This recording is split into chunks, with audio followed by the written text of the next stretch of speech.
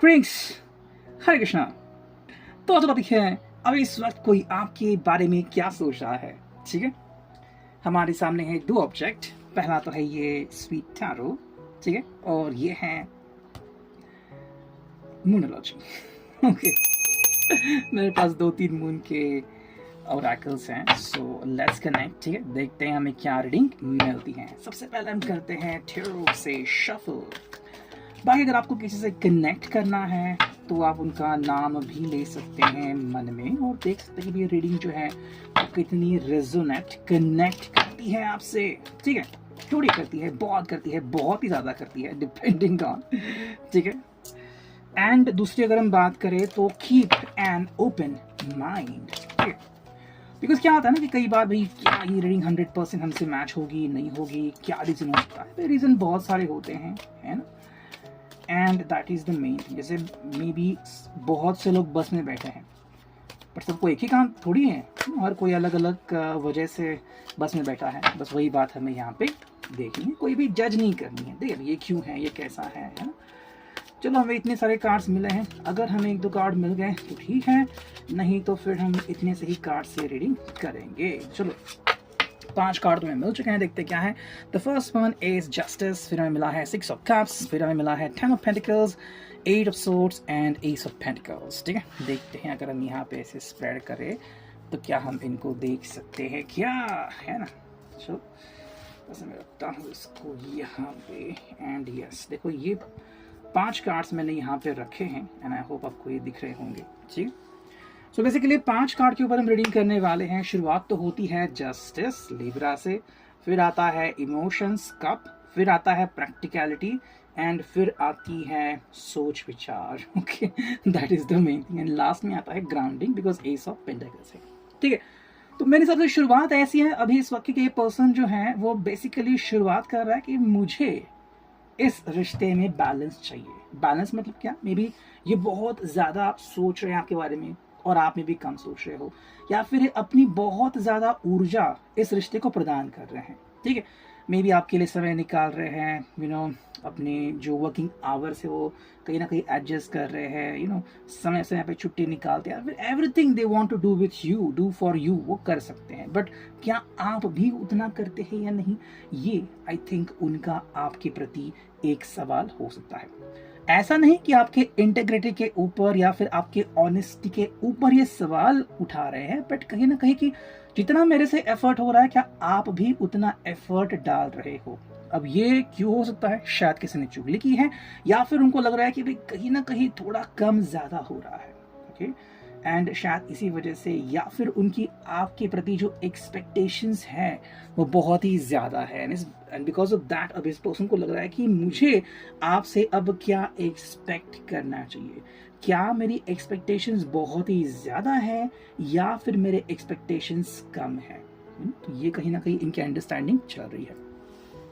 Second जो card है 6 of cups, देखो ये बेसिकली आपका सपोर्ट चाहता है। ये कहता है कि भाई अगर आप मुझे सपोर्ट करो यू नो तो मैं भी आपको सपोर्ट करूंगा।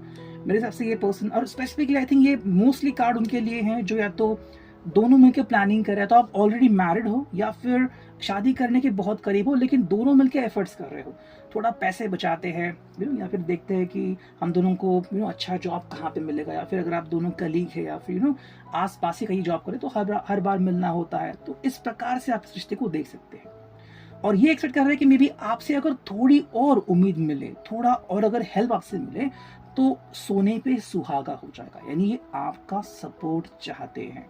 ठीक है, ये बात आती है। थर्ड जो कार्ड है 10 ऑफ पेंटिकल्स, वैसे देखा जाए तो ये पर्सन कह रहा है कि आप दोनों ने अब तक जो रिश्ता बना के रखा है वो बहुत बढ़िया है।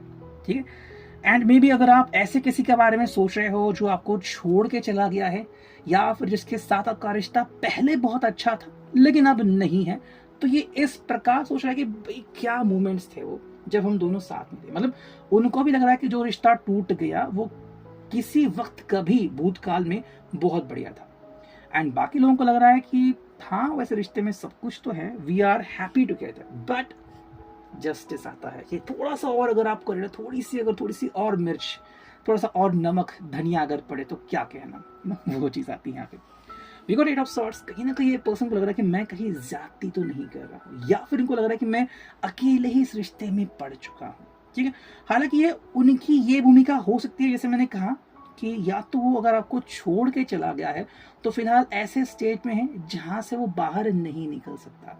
मे बी वो अभी और किसी के साथ रिश्ते में पड़ ही नहीं रहे, और अगर पड़ गए हैं तो उनको लग रहा है कि मैंने खामखा वो रिश्ता तोड़ दिया, मुझे इस रिश्ते से कुछ हासिल नहीं हो रहा। ठीक है, ये उनकी भूमिका हो सकती है। बाकी जो दूसरे लोग हैं मेरे हिसाब से उनके लिए कार्ड आ सकता है कहीं ना कहीं पे मैं करूँ तो क्या करूँ, या फिर जो भी उनके हिसाब से बातें हैं आपसे कैसे डिस्कस करें उनको नहीं समझ में आता। नेक्स्ट एंड फाइनल कार्ड जो है वो है एस ऑफ पेंटिकल्स। वो बस चाहते हैं आपके साथ शांति से बात करना, ग्राउंडिंग सेशन, ग्राउंडिंग एनर्जी। मे भी किसी वक्त अगर आप छोटी सी थोड़ा समय निकाले कॉफ़ी के लिए, चाय के लिए, 5-10 मिनट कहीं ना कहीं बैठे, रिलैक्स हो जाए, तो ये उनके लिए बहुत अच्छा है। मे बी शायद वो चाहते हैं कि आप उनको अप्रिशिएट करें जितनी भी मेहनत ये आप दोनों के लिए कर रहे हैं। ठीक, चलो ये तो हो गया रिगार्डिंग द टैरो। और अब देखते हैं मूनोलॉजी से हमें क्या रीडिंग मिलने वाली है। आई थिंक रीडिंग शॉर्ट होने वाली है, सो चलो बहुत ही अच्छी बात है ये। ठीक है, देखते हैं हमें मूनोलॉजी से क्या कार्ड मिलते हैं। ओके चलो, ये पहला कार्ड आ गया, don't let your past hold you back, south node. ये स्पेसिफिकली उनके लिए हैं जो छोड़ के चले गए हैं। सेकेंड है your commitment is being tested, ये उनके लिए हैं जो आपके साथ अभी भी रिश्ते में हैं।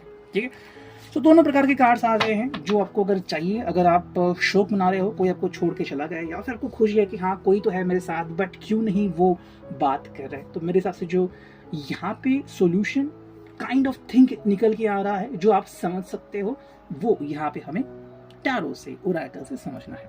ठीक है, तो क्या है ये बेसिकली, देखो पहली बात है जो आपको छोड़ के चला गया, फिर जो अभी आपके साथ नहीं है, don't let your past hold you back. पहली बात कि ये जो भूतकाल में ये पर्सन जी रहा है ना, इसको भूतकाल से बाहर आना पड़ेगा, है ना। आप दोनों को, देखो आप दोनों को डिसाइड करना होगा, अगर आपने एक दूसरे का साथ छोड़ दिया है तो क्यों बार बार एक दूसरे को आप अपनी जिंदगी में ला रहे हो, है ना। ये तो यूं हो गया कि मे बी आपके पास बहुत ही कीमती मोती था और आपने गंवा दिया। अब आप कितना भी चिल्लाओ, गुस्सा करो, आपको अगर नहीं मिलने वाला, आपको मिसाल दे रहा, आपको नहीं मिलने वाला तो क्यों सोच रहे हो। खामखा तकलीफ होगी, सिर दर्द होगा, नींद नहीं आएगी, एंग्जाइटी, डिप्रेशन दोनों का बढ़ेगा, है ना। और दूसरे काम के ऊपर फोकस नहीं करोगे। तो वो चीज यहाँ पे है दोनों के लिए कि अपने भूतकाल को यहाँ पे मत आने दो। हाँ, अगर आपको नया रिश्ता नहीं बनाना है, आपकी मर्जी, बनाना है आपकी मर्जी, जज यहाँ पे कोई किसी को नहीं करने वाला। ठीक है, ये दो कार्ड्स में स्पेसिफिकली कह रहा हूँ। बाकी जो आपके साथ हैं अभी फिलहाल इस रिश्ते में खुश भी हैं लेकिन आपसे उम्मीदें रख रहे हैं, वो क्या है, your commitment is being tested. ये पर्सन को लग रहा है कि भी मेरी जो कमिटमेंट है इसकी परीक्षा हो रही है। क्यों परीक्षा हो रही है, जैसे कि मान लो हम कहते हैं ना कि रिश्ता बनाना तो कई बार आसान होता है, उसे संभालना बहुत डिफिकल्ट होता है ना। मतलब ये आप मिसाल मान लो कि आपको प्रमोशन तो मिल सकता है, चलो मान लो 2 साल जॉब के प्रमोशन मिल गया, बट उस प्रमोशन को टिकाए रखना बहुत बड़ी एनर्जी लगती है, उसमें बहुत बड़ा टास्क होता है। बिल्कुल वही चीज़ यहाँ पे है कि रिश्ता तो बना लिया, अब संभालना है एक दूसरे को। तो कैसे आपसे कहे जो उम्मीदें हैं आपसे, क्या आप उनके उम्मीदों के ऊपर खरे उतर रहे हैं। वैसे आपकी भी क्वेश्चन आता है कि क्या आपकी उम्मीदों के ऊपर वो खरे उतरते हैं नहीं, लेकिन बात यहाँ पे इनकी हो रही है। तो क्या आप ऐसा सोच रहे हैं, और अगर ऐसा सोच रहे हैं तो क्या इनकी सोच सही है, और अगर सही है तो क्या आप इनकी ऐसी सोच होते हुए इनको सपोर्ट करने की कोशिश करेंगे या नहीं, ये है फाइनल सवाल। ये था आज का reading. I hope it will resonate. See you next in the morning.